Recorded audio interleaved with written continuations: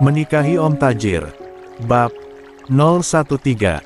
Ayo, biar mama yang suapi kamu. Mama juga mama kamu, kan?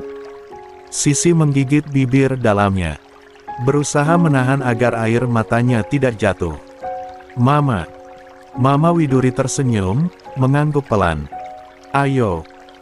Sisi lalu membuka mulutnya, menerima makanan itu masuk ke dalam mulutnya, mengunyahnya pelan. Habisin, ya.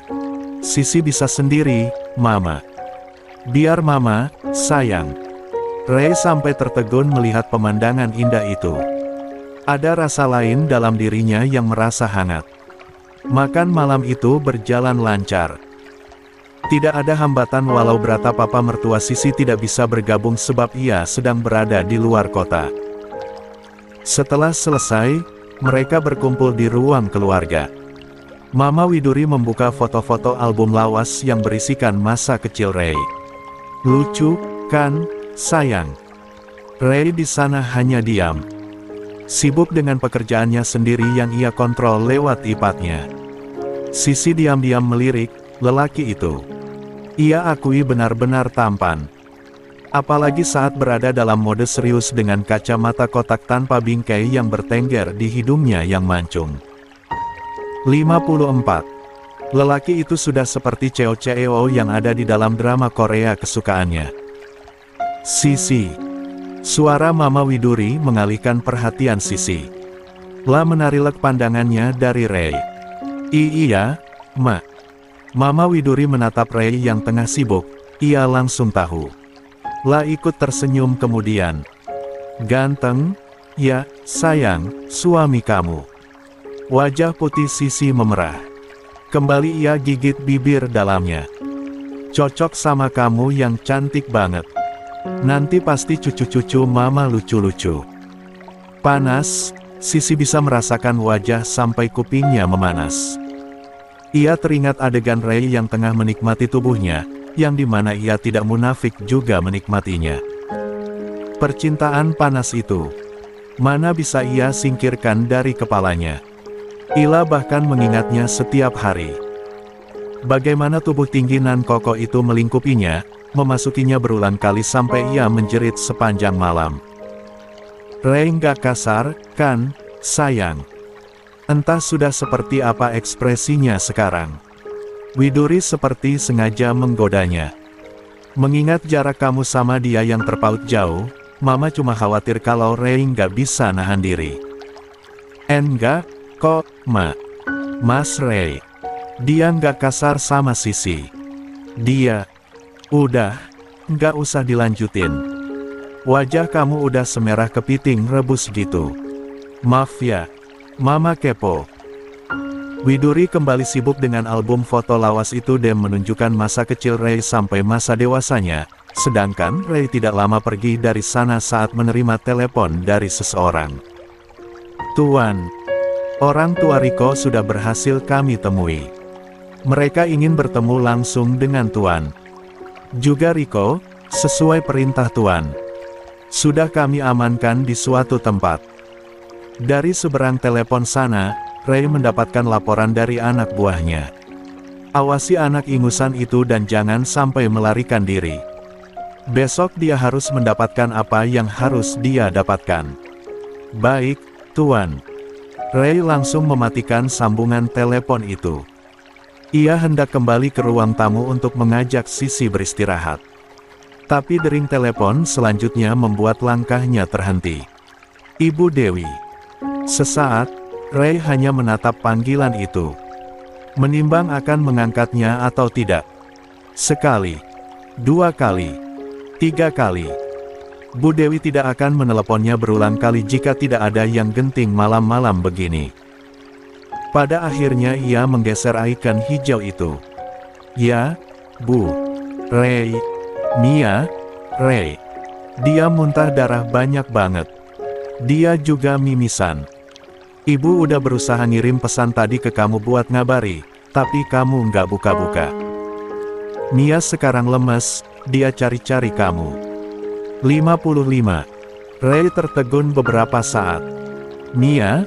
gadis itu memang akan selalu mencarinya di saat-saat seperti ini.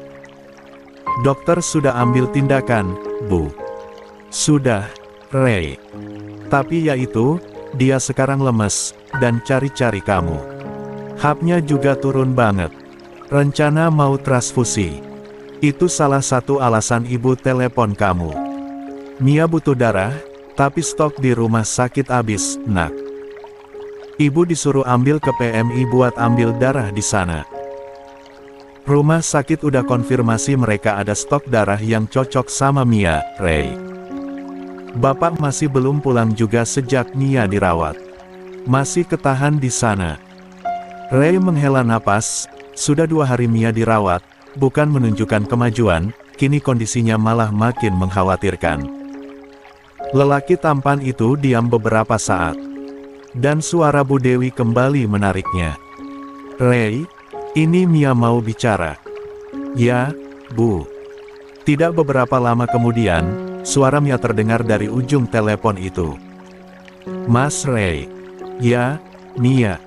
Mas Ray belum tidur. Belum. Oh. Mia bisa merasakan ada yang berbeda dengan Ray. Ia merasa lelaki itu lebih banyak diam daripada sebelumnya. Jelas, ia merasa sedih. Mas Ray marah? Ya, sama Mia. Ray menghela napas pelan mendengar pertanyaan Mia. Bukan marah, tapi ia memikirkan sisi yang enggan tahu dengan segala hal tentang Mia. Ia harus membatasi dirinya, tapi tidak mungkin serta-merta seperti ini. Mia dan Bu Dewi sedang membutuhkan pertolongannya. Kenapa harus marah, Mia? Kamu tidak punya salah. Jangan banyak pikiran, kamu harus istirahat. Iya, Mas. Hening kembali beberapa saat, sebelum Mia kembali bersuara. Mas, boleh video call sebentar nggak? Oke. Mia langsung mengalihkan panggilan telepon itu menjadi panggilan video.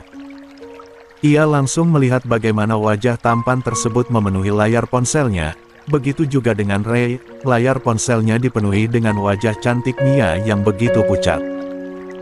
Mia tersenyum, membuat Ray menarik garis senyum samar pada bibirnya.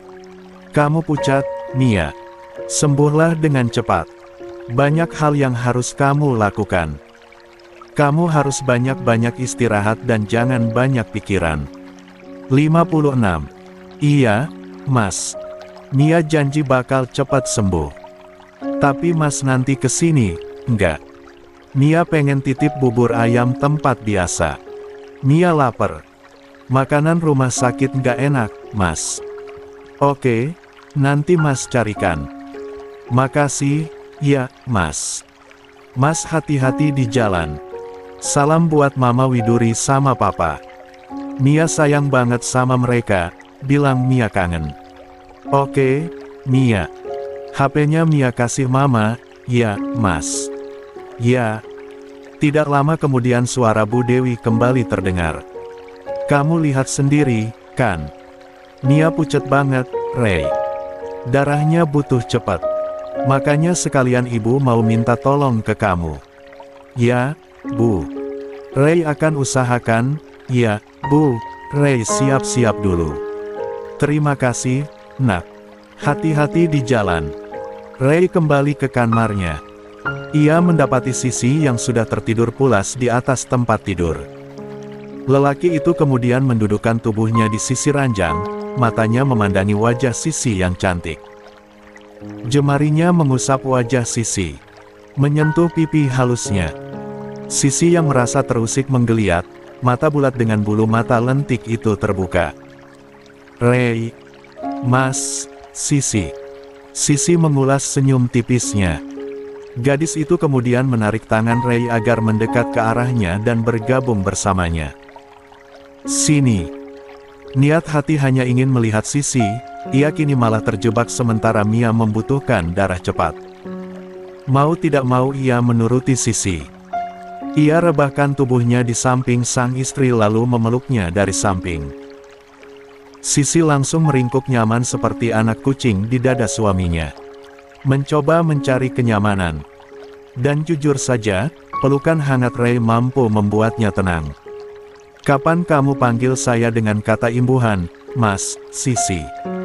Jarak usia kita bahkan cukup jauh. Besok, kalau lo udah kasih jawaban ke gue, Ray.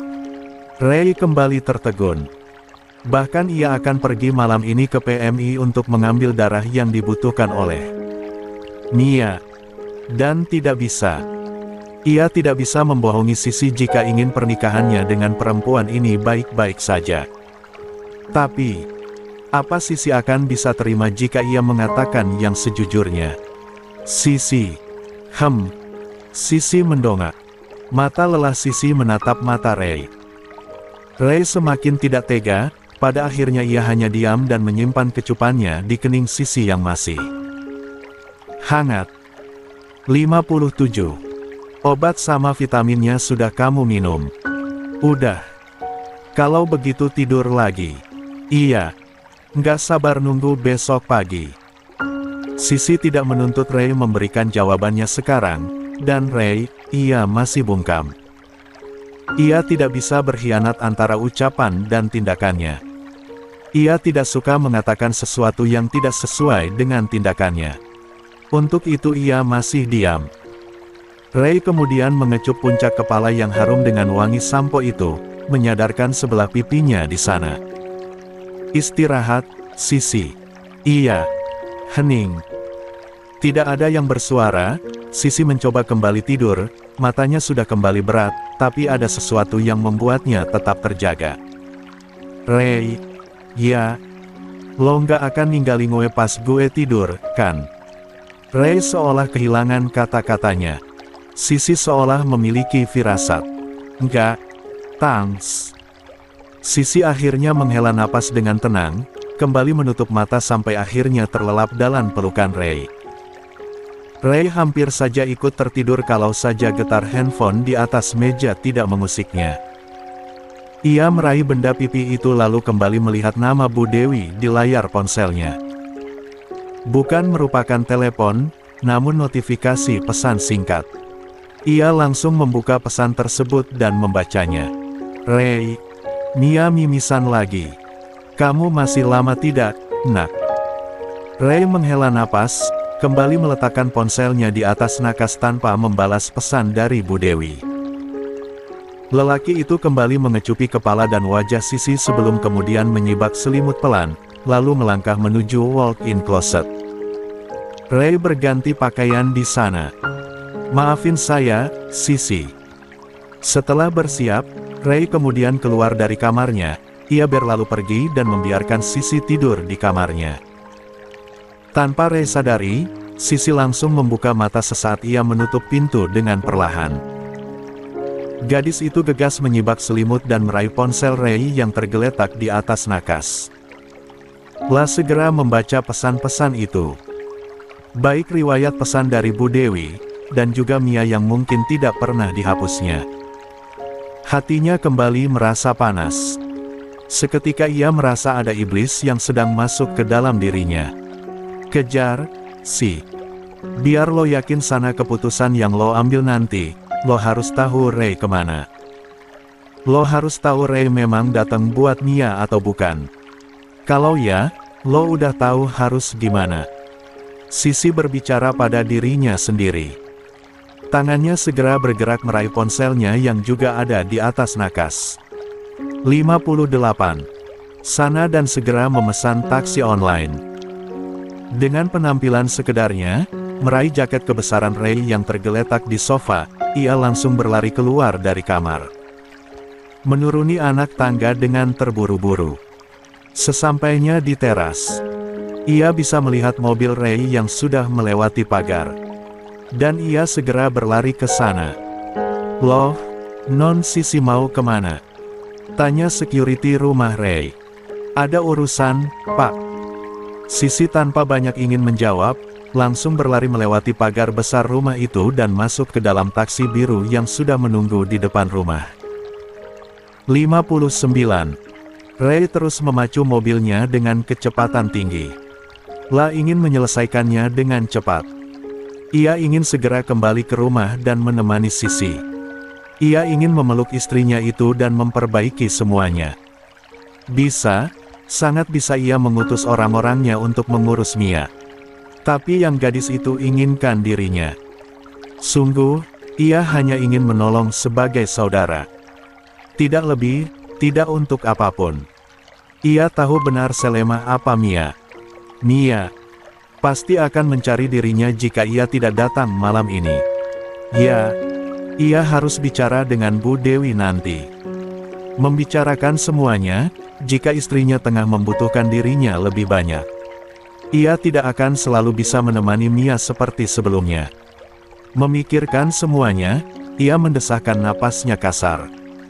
Sisi yang tidak bisa diberi pengertian, dan Mia yang tidak tahu apa-apa tentang pernikahannya saat ini. Kepalanya rasanya berdenyut nyeri. Dua gadis yang meminta perhatiannya dalam bentuk berbeda. Jelas seharusnya semua tidak masalah jika dua orang ini saling mengenal dengan baik. Tapi tidak bisa, Sisi bahkan enggan dan memberikan penolakan keras saat bahkan belum mengenal Mia. Damn it. Ray menggeram kasar. Tangannya meninju setir dengan keras. Tidak lama kemudian ia belokkan kemudi itu ke area parkir rumah sakit. Tidak sampai 1 jam antara ia ke PMI untuk mengambil darah, membelikan pesanan Mia, dan kini ia sudah berada di rumah sakit. Setelahnya, ia segera turun dari mobil dan menyusuri lorong-lorong rumah sakit menuju kamar rawat Mia yang ada di lantai 5. Duh, kenapa nggak kamu cegah, sih, Karno?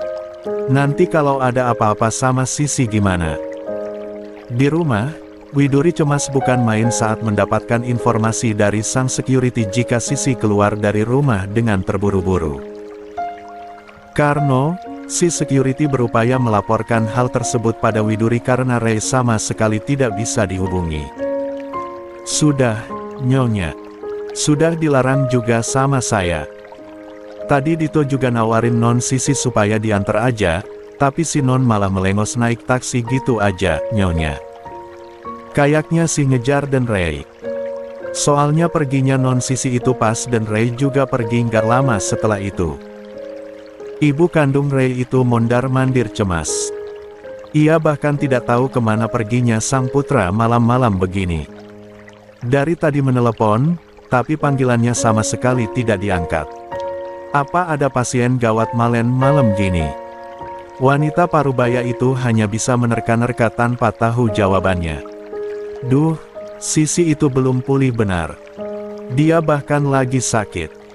Berjalan mondar-mandir di ruang tamu rumah besar itu, Widuri mencoba untuk menghubungi semua orang. Ia masih berupaya yang terbaik untuk menemukan Sisi.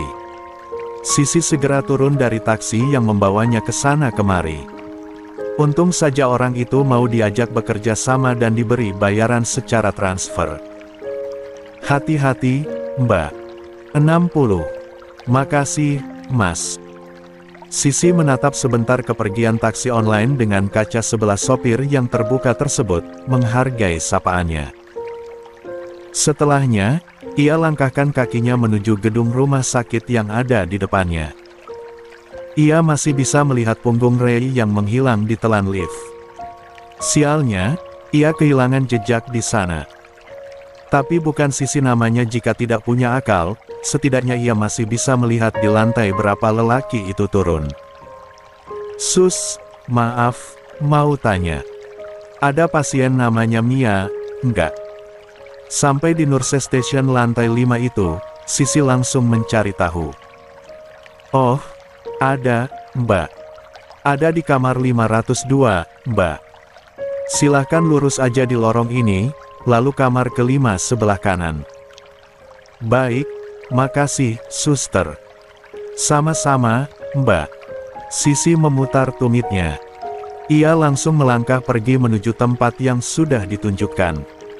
Tapi entah kenapa perasaannya langsung tidak nyaman. Ada rasa cemas dalam dadanya. Seolah ia tidak siap. Ya, ada perasaan tidak siap jika harus melihat sesuatu yang bisa saja membuatnya kecewa.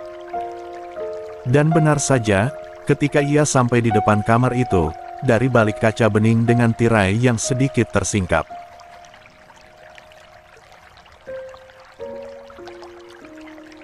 Ia bisa melihat bagaimana perempuan itu memeluk pinggang suaminya dan menyandarkan kepalanya di perut kerasnya. Manja, Mia seolah sedang melepaskan kerinduan yang menumpuk. Terlihat jelas binar bahagianya di sana. Mas Ray lama banget. Tangan Ray terangkat, mengusap puncak kepala Mia penuh sayang. Jalanan agak macet, Mia.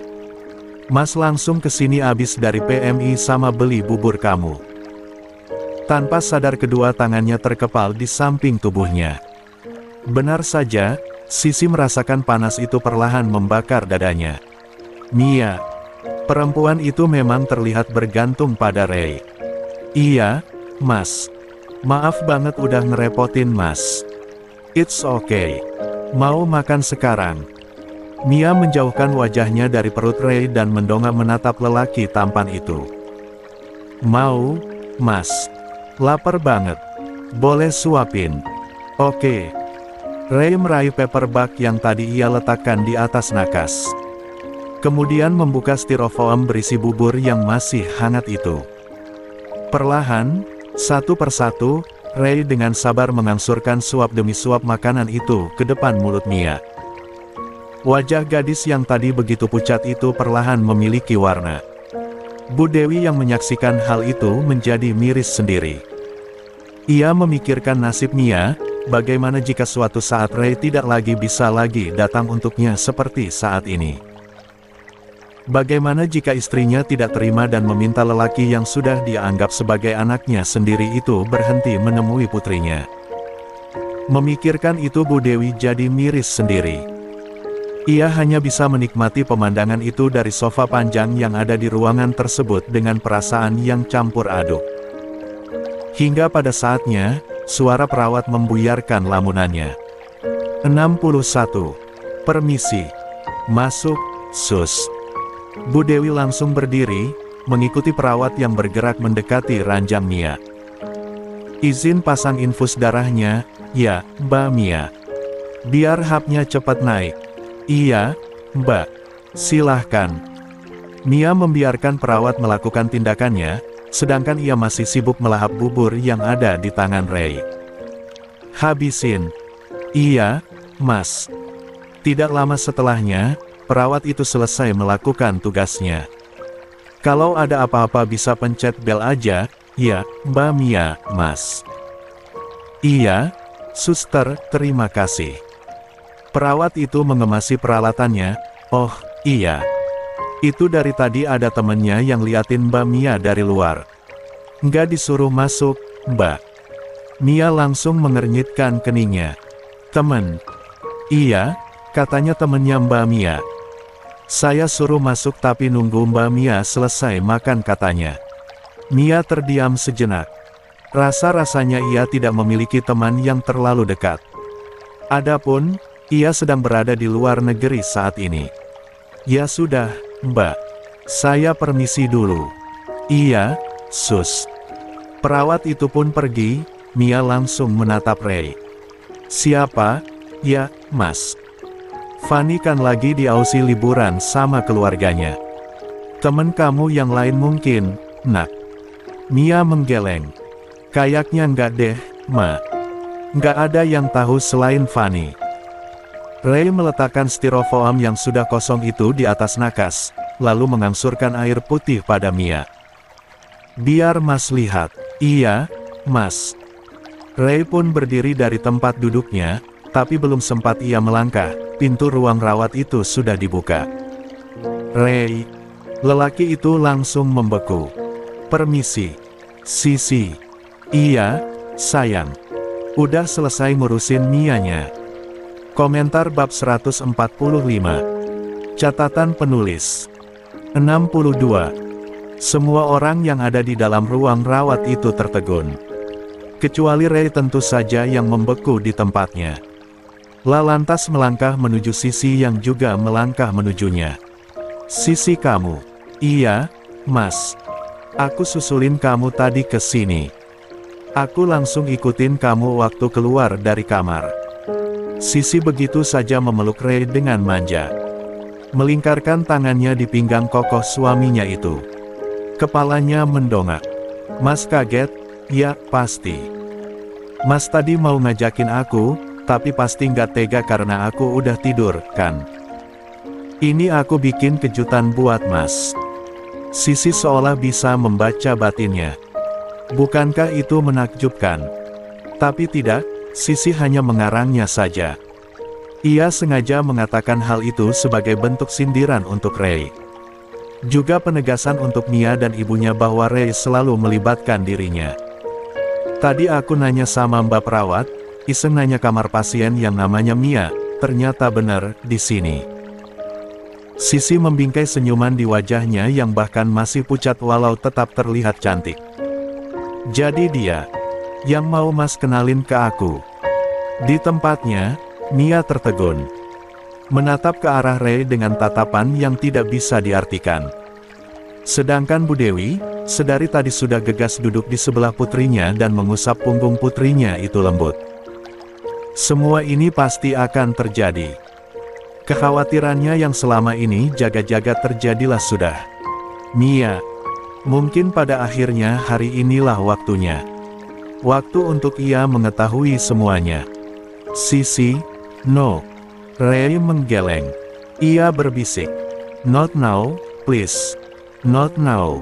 Why?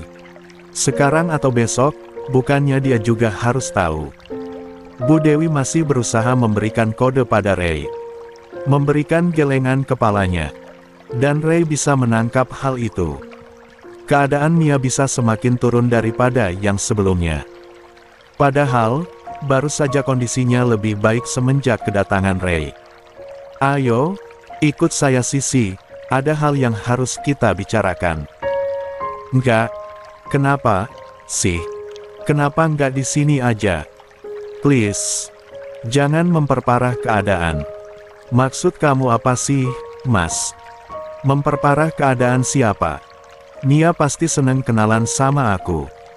Sisi sengaja mengeraskan suaranya. Ia lantas melepaskan pelukannya di pinggang suaminya itu, berjalan melangkah menuju Mia, namun langkahnya terhenti ketika Ray mencekal tangannya. Sisi. Sisi lantas mengusap cengkeraman tangan itu dengan tangannya yang lain. Melepaskannya secara lembut. Abis ini aku janji pulang. Aku cuma mau kenalan sama Mia. Cekalan itu terlepas, Sisi melangkah menuju Mia tanpa bisa Ray cegah. Dan saat ini perempuan tersebut sudah berdiri di samping ranjang adik angkat suaminya tersebut. Hai, kenalin. Aku Sisi. Sisi mengulurkan tangannya ke arah Mia. Ia mencoba membingkai senyuman di wajahnya. Sedangkan Mia berpikir keras dari tadi, saudari dari mana Sisi ini? Apa mungkin adik sepupu Ray yang ada di 63 luar negeri? Mungkin saja, sebab selama ini setahunnya Ray memang memiliki beberapa sepupu yang tidak tinggal di Indonesia, juga ada yang tinggal di daerah lain. Tidak langsung Mia merespon. Otaknya terlalu lama mencerna. Ray di tempatnya bersiaga, ia bahkan menunggu apa yang akan terjadi. Mia. Bu Dewi berbisik. Disambut, ya, nak. Mia langsung tersadar sedari tadi ia mengacuhkan Sisi. Ia lantas mengulurkan tangannya untuk menjabat tangan itu.